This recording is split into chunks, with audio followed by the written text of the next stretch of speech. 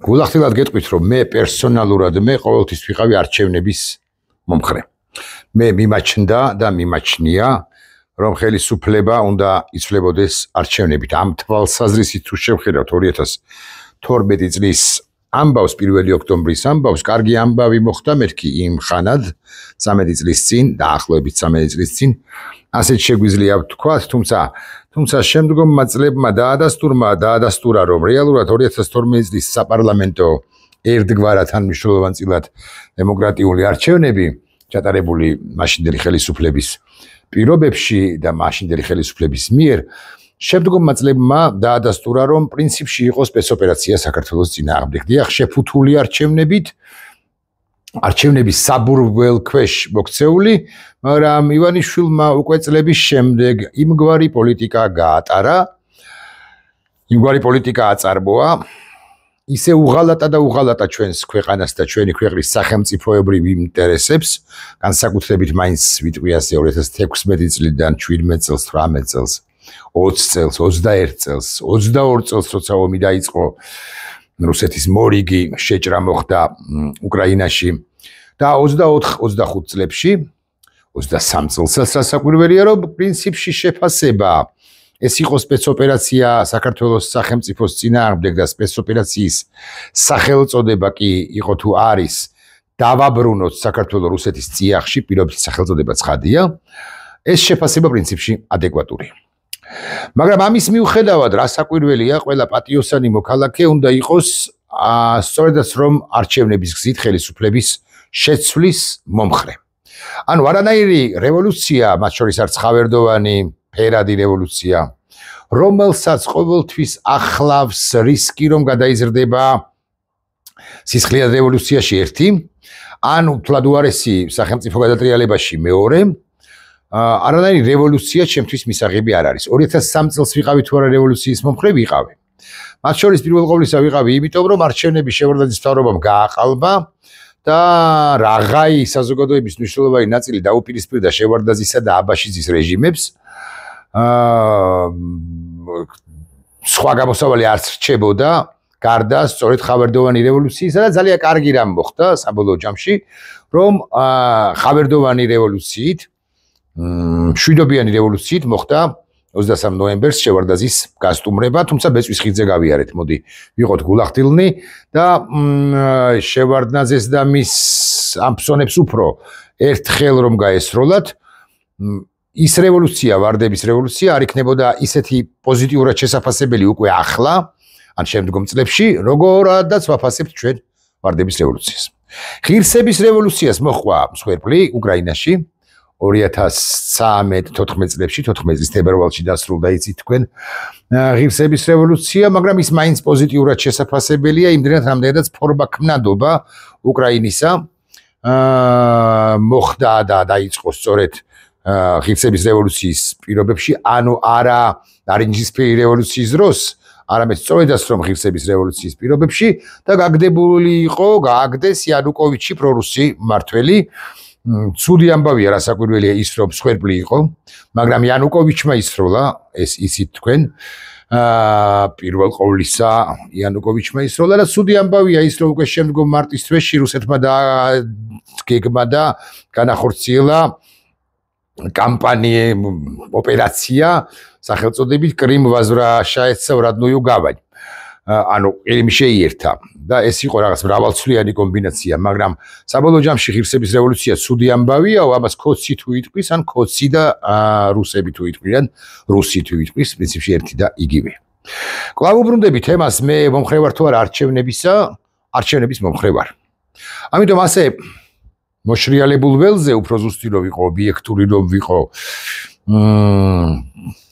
ყოველგვარი კონტექსტის გარეშე რომ ვისაუბრო, მე ეხლა რომ მკითხოს ვინმე, მე გეტყვით რომ რასაკვირველია ოქტომბრის ადგილობრივი თვითმმართველობის არჩევნებზე ჩვენ უნდა გავიდეთ, აურჩეველთა მეტი და მეტი რაოდენობა უნდა გამოცხადდეს საარჩევნო უბნებთან. ამ ცუდ ხელისუფლებას როგორღაც უნდა გამოვართვათ, წავართვათ ძალაუფლება, ხელისუფლება, ძალაუფლების კვერთხი. ადგილობრივ არჩევნებში მაინც უნდა დავამარცხოთ ის, უნდა რაღაც დედაქალაქის მერი უნდა იყოს დღეს ოპოზიციონერი, ამ რაიონში, ზუგდიდში, თელავში, გორსა თუ ამისი ქუთაისში საკრებულოების შემადგენლობაც უნდა იყოს დღევანდელი ოპოზიციის სასარგებლოდ, რომ მეტი უნდა იყოს დღევანდელი ოპოზიციონერის საკრებულოებში. ასე ნელ-ნელა ჩვენ უნდა შევავიწროთ ივანიშვილის ხელისუფლება, ხასუსვა, ასე ვიტყოდი, ნორმალური, ორდინალური ვითარება რომ იყოს, ანუ სტანდარტული. ხელისუფლება არ დავარქმევდი რეჟიმს და ასე შემდეგ. მაგრამ მეც კი დღენიადან არჩევნების მომხრე, სულ არჩევნების მომხრე, 90-იანი წლებიდან არჩევნების მომხრე, რამდენჯერ არ გაყალბებულა, მაგრამ მაინც გიჟივით არჩევნების მომხრე, მეც კი დღეს გავამბობ შემდეგ რამეს. არჩევნები არის იარაღი ბიზინა ივანიშვილის ხელში, საიმისოდ თუ იმისათვის, რომ პირველ რიგში განიმტკიცოს ძალაუფლება და მეორე თუ არსებული ოპოზიციის ნაწილი თუნდაც მიიღებს მასში მონაწილეობას, თქვას რომ ოპოზიციის ნაწილს მივაღებინე მონაწილეობა, შესაბამისად ისინი ცნობენ ჩემს ხელისუფლებასო, ანუ ქართულ ოცნებას, ლეგიტიმურად აღიარებენ წინა 26 ოქტომბრის არჩევნების შედეგებს, ლეგიტიმურად აღიარებენ მეცო, ანუ ქართულ ოცნებას და მიიღეს რა მონაწილეობა ოქტომბრის, აი 2025 წლის ოქტომბრის ადგილობრივი თვითმმართველობის არჩევნებში, შესაბამისად ერთგვარად თანამშრომლობენ ჩემთან. ოღონდ ამბავიც ის არის, შიში ვერ იხსნის სიკვდილსა, ალბათ სწორი სიტყვა არ არის, ცუდია დაღრეჯილობა რომ მიუმატო მაინც, მაგრამ ამბავიც ის არის, სხვა ანდაზე რომ მოვიფიქროთ, კუზიანს სამარე თუ გაასწორებს, ანუ ივანიშვილ კუზიანს გაასწორებს მხოლოდ და მხოლოდ სამარე. ის არ გასწორდების, აი შეაყარე კედელს სერცვის სხვა ანდაზების გახსენება ცხადია, მოფიქრება გახსენება ცხადია შეიძლება. ივანიშვილი დამოუკიდებლად იმისა გახარია მხოლოდ, ან გახარია და ხაზარაძე ერთად, ან გახარია და ხაზარაძე ცალ-ცალკე მიიღებენ თუ არა მონაწილეობას ადგილობრივი თვითმმართველობის არჩევნებში. ამ არჩევნებს გააყალბებს და მეცაც გეტყვით მათ გახარიას და ხაზარაძეს სულაც არ მიეცემათ ამის შედეგად უსაფრთხოება ან ინდულგენცია. და ივანიშვილი სწორედ მათ ან პირველ ყოვლისა მათ უბოდიშებს ცხადია ამ ორ პერსონას ჩაკლავს გადატანითი მნიშვნელობით, ანუ დაიჭერს დამოუკიდებლად იმისა, ეთანამშრომლება თუ არა ან აღიქვამს თუ არა თანამშრომლობად ბიზინა ივანიშვილი გახარიას ცალკე და ხაზარაძის ცალკე მიერ გადადგმულ ნაბიჯს არჩევნებში მონაწილეობას. ეს არ არის ახლა არსებითად მნიშვნელოვანი, მე მესმის რომ ბატონი გახარიაც ახლა იტყვის პასუხად, რომ მე მზადა ვარო საბატიმოში წავიდეო. ბატონი ხაზარაძე და ჯაფარიძე, ბატონები ხაზარაძე და ჯაფარიძეც ამას იტყვიან ცხადია, არავის ეპარება ეჭვი. მეორე და ასევე მნიშვნელოვანი, ამაზე გაცილებით მნიშვნელოვანი, გაყალბების მექანიზმები, რომლებიც გამოიყენა მეთოდები თუ მექანიზმები, რომლებიც აქვს ქართულ ოცნებას ხელთ უპყრია და გამოიყენა 26 ოქტომბერს 2024 წელს, ეს მექანიზმები მას არ გაუუქმებია. მას არ გადმოუცია, მას არ გაუნადგურებია, გადმოუცია ჩვენთვის. არ უთქვამს, რომ აი ეს არც იტყვა და ბუნებრივია, ხა მე იმისკენ კი არ მოუწოდებ ქართულ ოცნებას ბანდიტთა ჯგუფს, რომ ესე თქვა, ამის შემდეგ ამ შემთხვევაში ხო აღიარებდა, რომ გააყალბა 26 ოქტომბრის არჩევნები, ამის აღიარებას კი არ აპირებს. მაგრამ ეს მექანიზმები ჩვენ ვიცით, რომ მას ხელთ კვლავაც უპყრია. და მაღალზე მაღალი არა, 100%-იანი ალბათობით, შესაბამისად 100%-იანი გარანტიით მე შემიძლია ვთქვა, რომ გაყალბების ამ მექანიზმებს კვლავ გამოიყენებს და იმ 65 თუ არ ვცდები რაიონს, რომელშიც ჩატარდება ადგილობრივი თვითმმართველობის არჩევნები, უნდა ჩატარდეს. უკლებრივ ყველა ამ რაიონს მოიგებს დიდი უპირატესობით. მათ შორის მოიგებს დედაქალაქ თბილისსაც დამოუკიდებლად იმისა, არავის ეპარება ეჭვი, რასაკვირველია, იაგო კაჭკაჭიშვილის ორგანიზაციის მიერ ჩატარებულ კვლევაში და კვლევის სანდოობაში და კვლევის კვალიფიციურობაში, არც იმ პასუხებში მეპარება ეჭვი, რა პასუხებიც გასცეს რესპონდენტებმა, გამოკითხულებმა ამ ორგანიზაციის წარმომადგენლებს კვლევაში და პროცენტებში არ მეპარება შესაბამისად ეჭვი, მაგრამ მან არის რაღაც კითხები კონკრეტულად რომ მომრჩევლმა მიიღო მონაწილეობა და ასე შემდეგ, მაგრამ მე ხლა ამას ხო არ ვეძიები. შესაბამისად დამოუკიდებლად იმისა, როგორი კვლევას ვხედავთ, ვუყურებთ, ვადევნებთ თვალყურს, ვაქცევთ ყურადღებას უკვე ახლა არჩევნებამდე რამდენიმე თვით ადრე, რა პროცენტული მაჩვენებელი ამორჩეველთა შესაძლო მიმსვლელებისა გვაიმედებს ან პირიქით გვამწუხრებს, მნიშვნელობა არ აქვს თავად ქართული ოცნება ამ კვლევას არ უყურებს. ამგვარ კვლევებს ფეხებზე იკიდებს, საზოგადოების განწყობებსაც ფეხებზე იკიდებს და დამოუკიდებლად იმისა, რა მოხდება არჩევნებში რეალურად, სულ რო კარგი რაღაცა მოხდეს ოპოზიციო რამე რომ მოხდეს, ანუ მისცე ხმა ცალკე გახარია, ცალკე ხაზარაძეს და მიიღონ ასე მაგალითად, ავიცი, დედაქალაქის მერის თანამდებობაზე თუ პოზიციაზე კონკურენტმა პირობითად ხაზარაძე მიიღოს 58%, ეს 58% მყისიერ გახდება 4%-იან 34%. არავინ არ დაუთმობს მოკლედ ხაზარაძეს დედაქალაქის მერობას, რომც დაუთმოს ასეთი სასწაული რომ წარმოიდგინოთ. მიზნა ივანიშვილი ინაუგურაცია არ ხდება მერისა, მაგრამ ინაუგურაციაზე კი არა, მერად რო დაიწყებს მუშაობას პირობითად პადრი თუ მამუკა თუ ვინც იქნება კანდიდატი დედაქალაქისა, რომც მოხდეს ესეთი სასწაული, მეორე კვირის მეოთხე დღის მე7 არამშვენიერ წუთს დედაქალაქის მერ ხაზარაძეს თუ ჯაფარიძესაც დაიჭერს თუ გახარიას თუ ვინც იქნება მერობის კანდიდატი, რომც გაიმარჯვოს მაინც. მე კარგად მინდა ხო, ეგრა ძალიან მნიშვნელოვანია ერთი საინტერესო დეტალი ან რაკურსი. ხსენებული კვლევა ადასტურებს შემდეგს, რომ ამომრჩეველთა რამდენადაც მეხვდები, ამომრჩეველთა უმრავლესობა გამოკითხულთა უმრავლესობა, ვინც მაინც და მაინც აპირებს, ასეთ შემიძლია თქვა, რომ ხორცები არის 54%. პარალელურად ჩავხედავ და დავაზუსტებ. ესე იგი, ოპოზიციის არჩევნებში მონაწილეობას უჭერს მხარს ჩვენთან 54%, უჭერს 54%, გამოკითხულთა უჭერს მხარს ოპოზიციის მონაწილეობას. არ არის დაზუსტებული კი არა, შემიძლია დაზუსტებით თქვა, რომ ამ 54 მომხრიდან 27 გავყოთ შუაზე ერთ წუთს. არის ქართული ოცნების ამომრჩეველი, რომელსაც ბუნებრივია აინტერესებს და უნდა რომ ეგრეთ წოდებული მისი გაგებით ეგრეთ წოდებული ოპოზიცია გავიდეს არჩევნებზე და ამით გაპრავდეს ქართული ოცნების გამარჯვება. არ იყოს ის ერთპარტიული არჩევნები და იყოს მრავალპარტიული და ვითომ მრავალპარტიულობაში კი გაიმარჯვოს ქართულმა ოცნებამ. ეხა ამას ვამბობ 27% მეთქი, თუმცა ალბათ კვლევის კონკრეტული მონაცემებიც ალბათ არსებობს, ანუ ჩაშლილი მონაცემები. იაგო ამ პასაია კაჭკაჭიშვილი ზე პროფესიონალი კაცი რასაკვირველია. ხო, რომლის კომპეტენციაშიც არავის ეპარება ეჭვი. ამბობს შემდეგ რამეს პასუხია გიგი უგულავასათვის. გიგი პროევროპული ოპოზიციური ძალების ამორჩეველებში 55 ემხრობა იმას, გავიაზროთ პროევროპული ოპოზიციური ძალების ამორჩეველში 55% ემხრობა იმას, რომ ოპოზიციურმა პარტიებმა მონაწილეობა მიიღონ ადგილობრივ არჩევნებში. თუმცა, აი ამ კავშირის შემდეგ არის საინტერესო, ერთი რამეა აქ მნიშვნელოვანი, ამათგან უმრავლესობა 54% ადგილობრივ არჩევნებში იმ დათქმით აპირებს მონაწილეობას, თუ ვადამდელი საპარლამენტო არჩევნებით ჩატარდება. მანამდე ან ადგილობრივის პარალელურად. ეს პასუხი იაგოსი, ანუ ზე კვალიფიციური პირისა, ჩემი აზრით ხსნის ყველა ფერს საერთოდ, ანუ 54% ამომრჩევლისა იმ შემთხვევაში არის თანახმა, რომ არჩევნებში თავად მიიღოს მონაწილეობა როგორც ამომრჩეველმა, თუ ეს არჩევნები ადგილობრივი თვითმმართველობის არჩევნები და საპარლამენტო არჩევნები ჩატარდება ერთად. ხო, სწორებ ესმის. ანდა საპარლამენტო არჩევნების ჩატარებას შესაბამისად, კი არა და ქართული ოცნების ბანდა ხელისუფლება არ აპირებს შესაბამისად კითხვის ნიშანიც კი.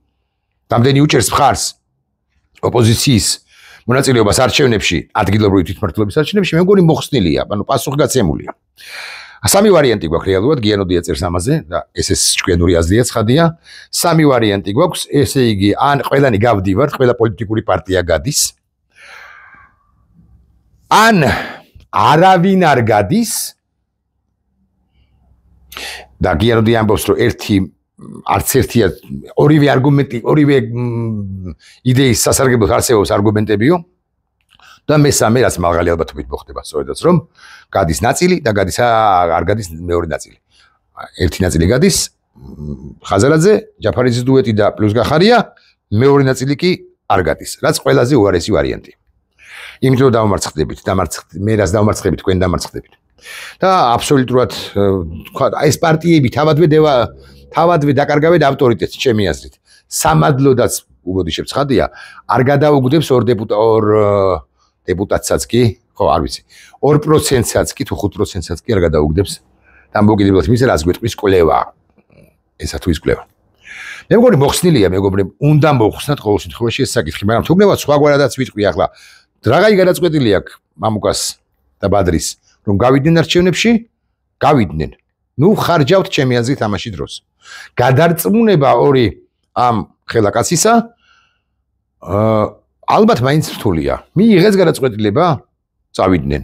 არ მიდის, ხოშოის ვერ წავა ვერც ერთ შემთხვევაში ახალის კოალიცია, იმიტომ რომ ამ ახალის კოალიციიდან სამი პოლიტიკური ლიდერი დაპატიმრებულია და არ ვიცი როგორ გითხრათ ხა რეპრესიების პირობებში მით უმეტეს იმ პოლიტიკური ერთობის წინააღმდეგ განხორციელდა რეპრესიების გარკვეული ნაწილი, ხო ისინი როგორ მარტო ელენე ხოშტარია ხო არ წავა, ცხადია მას ხებიც ხავს, მაგრამ აი ფლად ლიდერებიდან.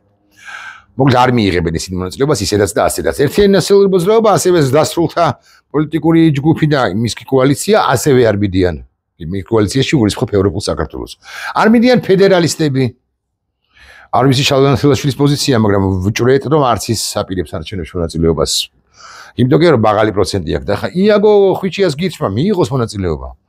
ევროპელმა სოციალისტებმა ვინც არიან არ მახსოვს ფრიდონ ინჯიაშვილი მე მგონი იქ არის მოკლედ ხო ფრიდონ ინჯიამ თუ ვინც არის ამ მნიშვნელობა ხალხის ძალამ მიიღოს მონაწილეობა ეს სუდებზე ვთქვი და კარგზე მამუკას თუ უნდა წავიდეს ბადრისთან გახარია წავიდეს დავქნათ ახლა სხვა ანუ არ გამსვლელმა ოპოზიციამ უნდა იფიქროს სხვა დღის წესრიგზე ჩემი აზრით დამოუკიდებლად იმის რას გააკეთებენ სხვები უნდა დაგეგმოს კამპანია სახელწოდებით პირობით სახელწოდებით ანტიარჩევნები და ამ ანტიარჩევნების ქოლგის ქვეშ მოაქციოს არა მხოლოდ დისკრედიტაცია არჩევნებისა ქართული ოცნების პირობებში ამ პირობებში სანამ ხელისუფლება დაუთმია მას არჩევნებამდე ანუ წინასწარ უნდა დამარცხდეს ქართული ოცნება რასაკვირველია საერთოდ არ უნდა მონაწილეობდეს ჩემი აზრით დანარჩენ არჩევნებში მაგრამ ეს ძალკე თემაა უნდა დაგეგმოს კამპანია ქართული ოცნების წინააღმდეგ პოზიტიური ჭრილში უნდა დაგეგმოს რას აპირებენ საპარლამენტო არჩევნებში გამარჯვების ან საპარლამენტო არჩევნების ჩატარების შემთხვევაში მაგალითად მომავალი წლის გაზაფხულზე მაგალითად ეს ყველაფერი პრეზიდენტის ქოლგის ქვეშაც უნდა მოხდეს რასაკვირველია ანუ ესე თვით ინიციატივებით არ გამოვა ან ნაკლებად გამოვა და უნდა დაიწყო რა შეხება ნეგატიურ ჭრილს უნდა აუხსნან საზოგადოებას რომ ის რა პარტიები კი მონაწილეობენ მათ შორის ხაზარაძე ჯაფარიძე მაგრამ თქვენ ნუ გახვალთ ამ ფარსში მეც მიმაჩნია რომ ეს არის ფარსი უბოდი შეწყადია ამუკასაც და ბადრისაც განსაკუთრებით ამ ორ პერსონას და ავის თულებად გახარიასაც რომელიც ამორჩეველი მე არა ვარ რა მისი კრიტიკოსი ვარ უფრო და უმრავლეს შემთხვევაში მაგრამ რაღაცა ასია და რაღაცა კონსტრუქციული ლაპარაკი გვინდა და არა ამას და მაინც ერთმანეთს შემლახავი და რამაც ისედაც წალეკა ეხა ეს სოციალური სივრცე ხო Facebook სივრცე მე მაქსიმალურად თავშეკავებულად შეძლებს დაგვიათ კი არა მაქსიმალურად და ობიექტურადაც თავშეკავებულად ვამბობ რომ ეს არის ფარსი ეწყინება და არ ამგონია ეწყიროს ეხა ხაზარაძეს ჩემი შეფასება და არ ვიცი სიმართლე გითხრათ საბოლოო ჯამში არც ვიცი მაგრამ მაინც ფარსი და ბიზნეს ივანიშვილს სჭირდება სწორედაც რომ ოპოზიციის მონაწილეობა რომ გაიბრაოს საკუთარი თავი ახალს არაფერს ვამბობ ეს უთქვამს კაცილებით უკეთა სხვას მაგრამ მიწევს კია გამეორება რომ იქნება და ეს იყოს შესმენილი რა ვიცი სხვათა მიერ და საზოგადოების მიერ პირველ ყოვლისა არ დამავიწყდეს ერთი პოლიტიკური ჯგუფი ეს არის თავისუფლების მოედანი რომელიც ასევე არ აპირებს მონაწილეობის მიღებას არჩევნებში გამომრჩა და მე უდასტურებ ამ ჯგუფსაც პატივისცემას ხო კიდე რა ვთქვა ხო და აღარ ლაპარაკობ ხა იმ მორალურ მხარეზე რომ 50-ზე მეტი პოლიტპატიმარი გვყავს არ ლაპარაკობ იმაზე რომ სინდის პატიმრები გვყავს არ ლაპარაკობ იმაზე რომ კანონებს იღებს და ამ პირობებში არ შეიძლება და ასე შემდეგ ხა ამ დებატებში შედიან ადამიანები და მე ერთმანეთს აბრალებენ კიდე რაღაცეებს და აბრალებენ და თავიანთი ლოგიკა თავიანთი არგუმენტები აქვთ რომელთა იმ ნაწილს ვეთანხმები ყოველ შემთხვევაში რომელიც არჩევნების საწინააღმდეგო ანუ იმ ჯგუფს ვეთანხმები რომელიც ამბობს რომ არჩევნებში მონაწილეობა არ უნდა მივიღოთ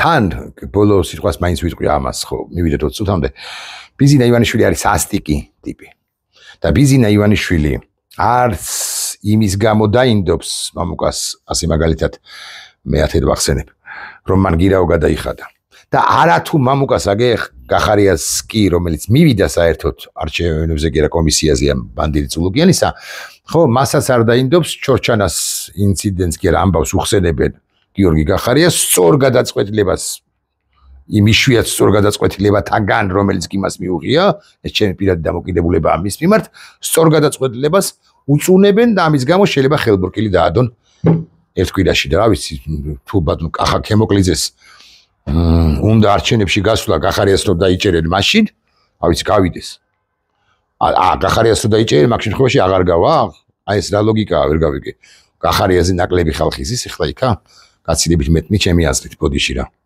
მაინც ავღელდი ნახონდეს